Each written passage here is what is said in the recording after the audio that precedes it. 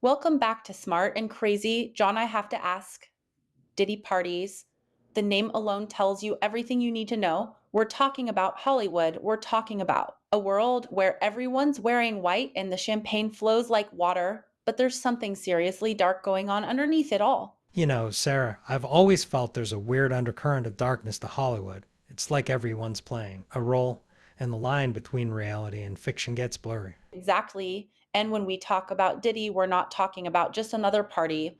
This guy's been accused of some seriously serious stuff, John. Sex trafficking, racketeering, multiple lawsuits from women accusing him of abuse and drugging them. It's a long list. All right, but here's the thing everyone's got a story to tell. Diddy's a powerful guy, and there are always people looking to take him down. We gotta be careful not to jump to conclusions. I hear you, John, but there's a pattern here. It's not just one accusation, and multiple women have come forward with similar stories. And let's not forget the evidence that was found during the raid. The 1,000 bottles of lube, the electronic devices. Okay, but the evidence could be misconstrued. Maybe those are freak offs were just extravagant parties, and everyone's trying to make it sound more sinister than it really is. John, come on, 1,000 bottles of lube? That's a lot of lube. And we're not just talking about some crazy party. The accusations include allegations of drugging, manipulation, and coercion. It's not about having a good time anymore. It's about power, control, and potentially exploiting people for personal gain. All right, I'll give you that. The whole thing does smell fishy, but here's what I'm wondering. Great question, John. That's where it gets really interesting. We're talking about a who's who of Hollywood here. Leonardo DiCaprio, Usher, Justin Bieber, even former Presidents Obama and Trump. Diddy's parties were a gathering place for some of the most powerful people in the world. It's like a Hollywood version of a high society dinner party, only with a lot more champagne and a lot less decorum. And the scary thing is, if the leaked footage from those parties shows anything even close to the allegations, well, it's a PR nightmare waiting to happen. Imagine the headlines. That's the thing, Sarah. Everyone's going to be looking at the celebrities and politicians who were in Diddy's inner circle, wondering what they knew and when they knew it. It's going to be a big mess. And who knows what else might be on those tapes? We're not just talking about parties anymore, John. We're talking about a potential window into a culture of excess, secrecy, and possibly criminal activity. It's like the Epstein flight logs all over again, only this time it's Hollywood. Damn, Sarah, you're right. This is a bigger deal than people realize. It's like a hidden world, and it's about to be exposed. And you know what's even more mind blowing, John? They're talking about freak offs that went on for days with drugs and even IV drips to rehydrate people afterwards. It's like a whole different level of hedonism where the limits are constantly pushed and maybe even blurred. That's crazy, Sarah. I mean, who needs to rehydrate from a party?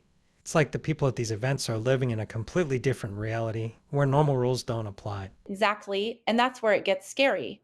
Because if this is the reality for people at the top, what does that tell us about the culture of Hollywood in general? What kind of message is being sent to younger generations about success and achievement? You know, I think this whole thing is a wake up call. We need to be more critical of the celebrities we idolize and more aware of the power dynamics that exist in all aspects of our lives, not just Hollywood. Absolutely, John. It's time to ask more questions, challenge assumptions, and hold people accountable for their actions, no matter how famous or powerful they are.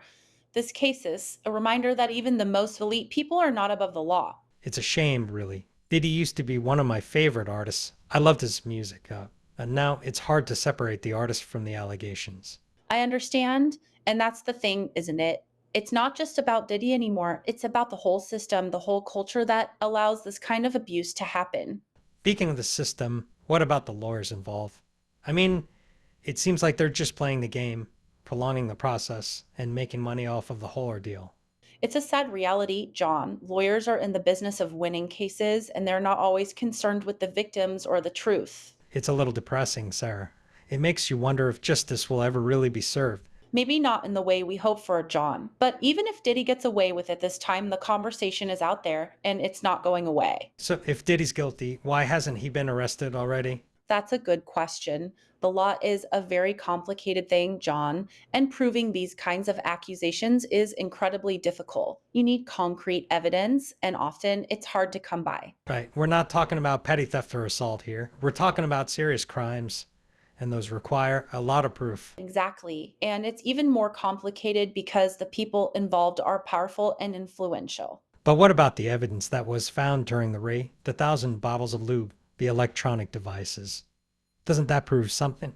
It's certainly suggestive, but it's not enough to secure a conviction on its own. You need to be able to connect the evidence to the alleged crimes, and that's where things get tricky. So you're saying that the evidence doesn't mean much without a confession or a witness? That's right. And even then, a confession has to be given freely and voluntarily, and a witness has to be credible and reliable. The legal process is designed to protect the accused, and that's why it's so hard to convict someone of a crime. You're right, Sarah. I always forget how much the system relies on the beyond a reasonable doubt standard.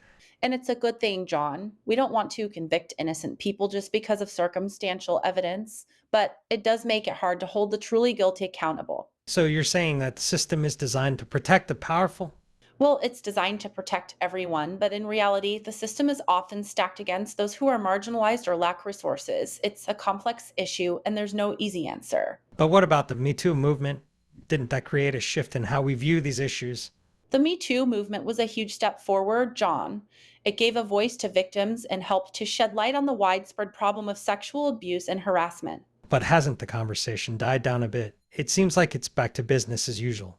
That's true, John. The Me Too movement was a wave and it's receded a bit, but the undercurrent is still there and the conversation continues. These issues are still being debated and the fight for justice continues. So, what happens next? Is this just the beginning of the unraveling of a dark underbelly of Hollywood, or is this just another scandal that will fade away in a few weeks? That's a great question, John. I think it depends on what happens with the leaked footage. If that footage is released and it shows anything even close to the allegations, it's going to be a huge scandal. It could lead to investigations, arrests, and even prosecutions. And it could also destroy careers, ruin reputations, and cause a major shift in the power dynamics within Hollywood. Absolutely, it could be a turning point, a moment where the curtain is finally pulled back on the dark side of Hollywood. But what if the footage is fake or misleading? What if it's edited to make it look like something it's not? That's a real possibility, John.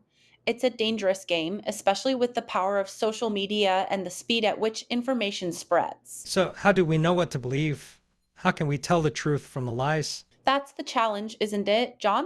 We have to be critical thinkers and we have to be careful about the information we consume. We have to ask questions, challenge assumptions, and seek out multiple perspectives. But it's hard to do that when we're bombarded with information 24/7 and we're all so busy trying to keep up with our own lives. I understand it's not easy, John, but it's important. We have to stay vigilant and we have to be willing to hold people accountable no matter how powerful or influential they are. I agree, Sarah. And we have to be kind to ourselves in this process. It's a lot to take in and it's easy to get overwhelmed. That's true, John. We have to remember that we're all human and we're all trying to navigate this complex world together. But it's not just about Hollywood, is it? It's about the power dynamics that exist in every area of our lives, from our families to our workplaces to our communities. You're right, John. We have to be aware of these power dynamics and we have to be willing to speak out against injustice no matter where it occurs. It's a big task, but I think we're up to it. I think so too, John. We just have to keep talking about it, keep questioning, and keep pushing for a better world. And let's not forget to have some fun along the way. After all, it's important to keep a sense of humor even in the face of darkness. That's right, John. Laughter is a powerful force and it can help us get through even the toughest times. I think we've learned a lot today, Sarah. I'm grateful for this conversation. Me too, John. It's been a pleasure as always. Until next time, stay curious, stay critical, and stay informed. And stay smart, stay crazy, and stay strong. See you next time on Smart and Crazy.